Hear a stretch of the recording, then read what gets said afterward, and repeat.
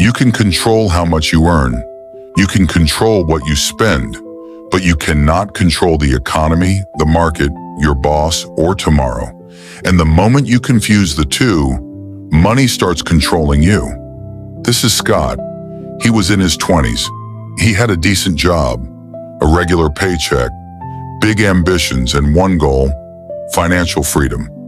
But there was one problem. The harder Scott tried to control his money, the more anxious he became. Scott thought losing money was the worst thing that could happen to him.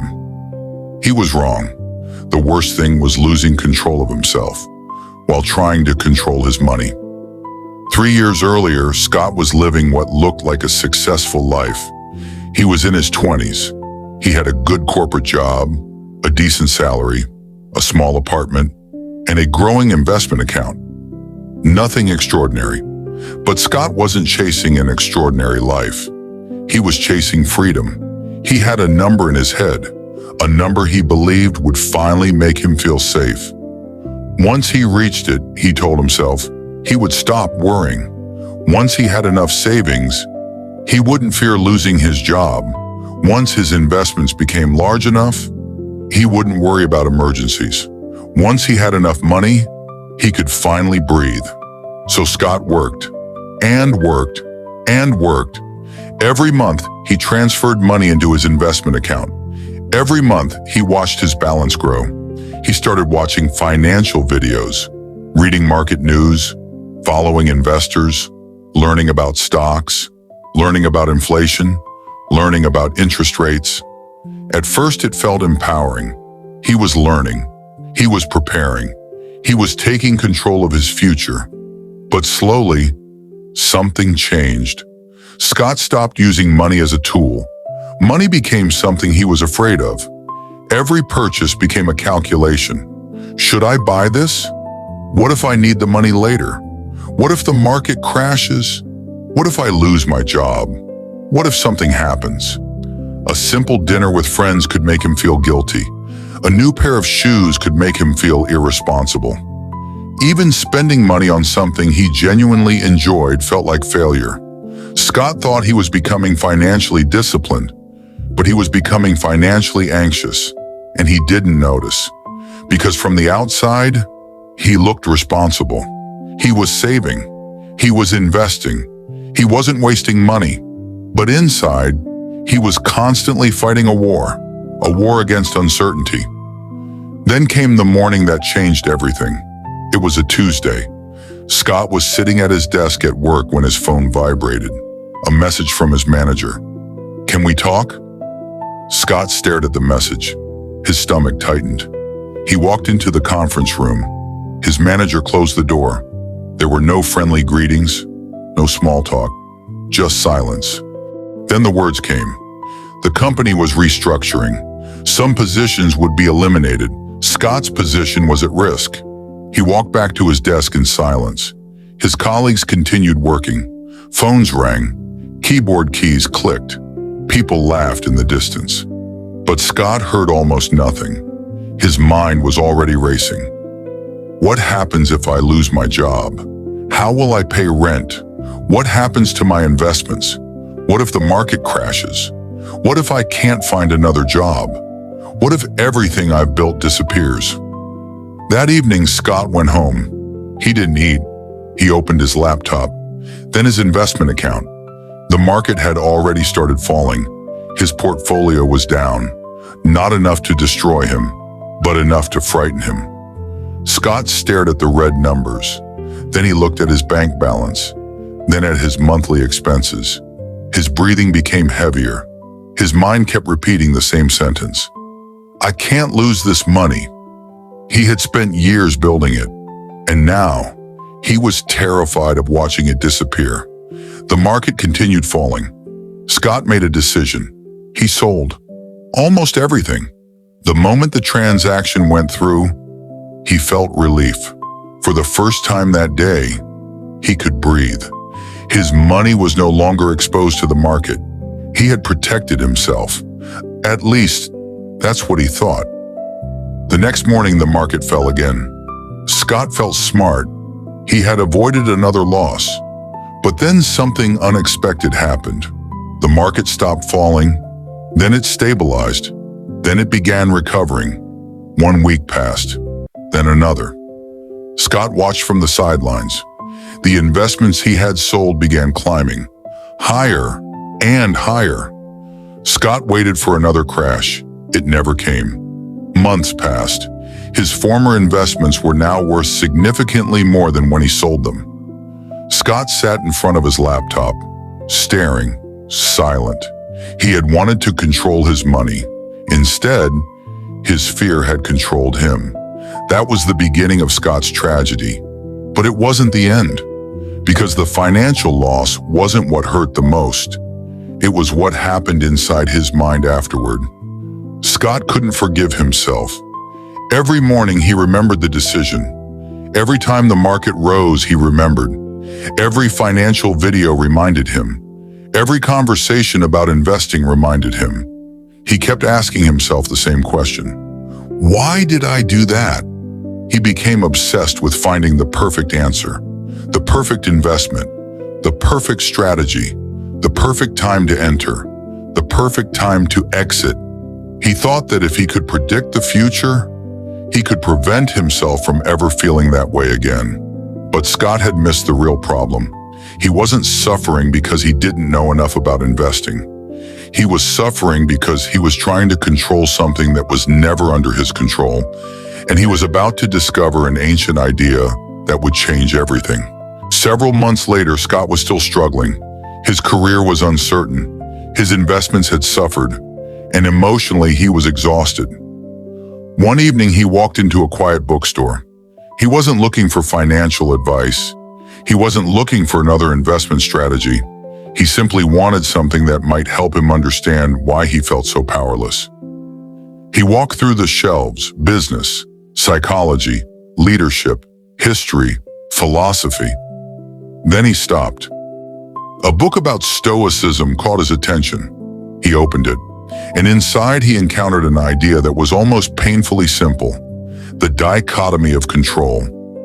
Some things are within your control. Some things are outside your control. Scott read the words again, then again. He sat down, because suddenly his entire financial life looked different. Think about it. Can you control the stock market? No. Can you control inflation? No. Can you control interest rates? No. Can you control whether your company lays you off? No. Can you control whether other investors panic? No. Can you control what happens tomorrow? No. But can you control how much you spend? Yes. Can you control whether you save? Yes. Can you control whether you invest according to a plan? Yes. Can you control whether you build useful skills? Yes. Can you control how you respond when the market falls? Yes. Scott realized something painful. He had spent years focusing on the wrong side of the equation. He was trying to control the uncontrollable and neglecting what was actually his. The market wasn't his responsibility. His reaction was. His company's decisions weren't his responsibility. His preparation was. Inflation wasn't his responsibility. His spending habits were. The future wasn't his responsibility. What he did today was. That realization didn't make his problems disappear, but it changed how he approached them. Scott started with his spending. He stopped asking, "Can I afford this?" and started asking, "Is this decision aligned with what I actually want?" That small change mattered, because sometimes we don't have a money problem. We have a decision problem. We spend because we're stressed. We shop because we're bored. We buy things because other people have them. We upgrade our phones because our old phone suddenly feels embarrassing. We eat out because we had a difficult day. We spend to reward ourselves. Then we wonder where our money went. Scott began creating rules. For unnecessary purchases, he waited. If he wanted something expensive, he gave himself time. If he still wanted it later, he could buy it. If the desire disappeared, he kept the money. He wasn't trying to eliminate enjoyment. He was eliminating impulse. Then he changed the way he invested. Scott accepted something he had spent years resisting. The market was going to move, sometimes up, sometimes down. There was nothing he could do about that, but he could control his process. So he created a plan. How much would he invest? How often? What level of risk was appropriate for him? What would he do during a market decline? What would make him change his plan? He wrote everything down. Then he stopped checking his portfolio every hour. This was difficult, very difficult, because every time the market moved, he wanted to look. But Scott realized something. Information wasn't always helping him. Sometimes, information was feeding his anxiety, so he created distance. He stopped reacting to every headline, stopped making decisions based on fear, stopped treating every red number as an emergency. Then came the hardest test. His company finally made its decision. Scott lost his job. The moment he had feared had arrived. For a few seconds, the old Scott returned. His heart raced, his mind filled with worst-case scenarios. But then he remembered the question, what can I control? He couldn't control the company's decision. It had already happened, but he could control what happened next. So he updated his resume. He contacted people in his network. He started applying for jobs. He reduced unnecessary expenses. He protected his emergency savings. He improved his skills. He created a daily routine. He couldn't control whether someone would hire him, but he could control how many opportunities he created. And slowly, something changed. The fear didn't disappear, but it stopped controlling him. Scott finally understood the difference between accepting reality and giving up. Acceptance didn't mean saying, I can't do anything. It meant saying, this is the situation. Now what can I do? That distinction changed his life. Months passed. Scott eventually found another job. It wasn't perfect. It didn't pay twice as much. It wasn't the dream position he had imagined. But something about Scott was different. He no longer needed everything to go according to plan. He had stopped demanding certainty from life. He understood that uncertainty was part of the deal.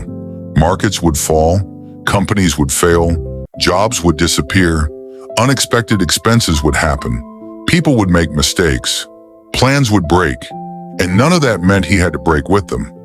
Scott rebuilt his finances slowly. He started investing again, but this time, he invested with a plan. He rebuilt his emergency fund. He became more intentional with spending. He stopped using money to impress people. He stopped comparing his financial life with strangers online. And most importantly, he stopped allowing things outside his control to dictate his emotions. This is where the dichotomy of control becomes powerful. Because it isn't just about investing, it's about spending. It's about debt. It's about career decisions. It's about relationships. It's about failure. It's about fear. Imagine you receive a terrible financial headline tomorrow. You can't control the headline, but you can control whether you panic. Your investment drops 20%. You can't control the price, but you can control whether you immediately abandon your plan. Your company announces layoffs. You can't control who gets selected, but you can control whether you're prepared. You receive an unexpected bill. You can't control that the expense happened, but you can control how you respond. Someone makes more money than you. You can't control their income, but you can control whether you allow comparison to destroy your peace. This is the real power of the dichotomy of control. It takes your attention away from helplessness and puts it back into action. So let's turn Scott's story into 3 practical rules. Rule number 1, control your spending before your emotions control it. Don't wait until you're standing inside a store to decide whether you should spend. Create rules while you're calm. Give every paycheck a job. Know what you need. Know what you want. Know what you're saving for. And create boundaries around impulse. Because every small financial decision becomes part of your larger financial life. Rule number 2, control your process, not the market. You don't need to predict tomorrow's stock price. You don't need to know when the next crash will happen. You don't need to become a financial genius. You need a reasonable plan and the discipline to follow it. The market will always give you something to worry about if you let it. There will always be another headline, another prediction, another person saying the economy's about to collapse, another person saying stocks are about to explode. If you react to every voice, you will never have peace. Build your plan, understand your risks, invest according to your goals, then accept what you cannot control. Rule number 3, control your response. This may be the most important one. Something bad will happen. It is not a question of if, it is when. You will lose money, you will make mistakes, you will miss opportunities, you will experience rejection, you will have unexpected expenses, you will make financial decisions you regret. But the event itself isn't always what determines your future. Your response does. When something goes wrong, stop. Take a breath. Ask 2 questions. What is outside my control? Then, what is within my control? Separate the 2. Then act on the second. That is what Scott finally learned. He couldn't control the market, but he could control whether fear made him sell. He couldn't control his employer, but he could control how prepared he was. He couldn't control the future, but he could control what he did today. And that is where his freedom began. Not when his bank account reached a magical number, not when he became rich, not when the market started rising. His freedom began when he stopped demanding that the world behave according to his expectations. Scott had spent years trying to make life predictable. Eventually, he learned something better. How to remain steady when life isn't. And maybe that's the lesson you need too. Because perhaps you're trying to control something right now. Maybe it's your investment portfolio. Maybe it's your spending. Maybe it's your career. Maybe it's the economy. Maybe you're terrified of losing money. Maybe you're comparing yourself to people who seem far ahead. Maybe you're waiting for the perfect moment to start. But ask yourself one question. What can I control? You can't control the economy. You can control your preparation. You can't control the market. You can control your behavior. You can't control other people's wealth. You can control your own habits. You can't control tomorrow. You can control today. And sometimes that is enough. Scott never got the life he originally planned, but he eventually got something better. He got a life he could actually live without constantly being afraid of losing it. That's the paradox. The more desperately you try to control everything, the less control you feel. But when you accept what isn't yours to control, you finally have the energy to control what is. Your spending, your habits, your preparation, your decisions, your response, your life. So remember Scott. Remember what happened when fear took control of his money, and remember what happened when he took control of himself. Because financial freedom isn't simply about having more money, it's about needing less certainty to feel okay. It's about being able to look at a falling market and remain calm.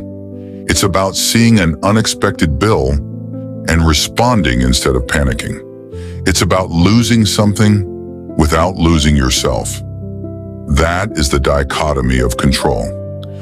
Control what is yours, accept what isn't, and build your life around the things that actually belong to you. If this video gave you a different way to think about money, comment below. I control my response.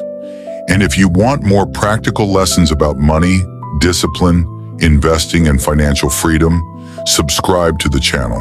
Because sometimes, the first step toward controlling your financial life is learning what you were never meant to control.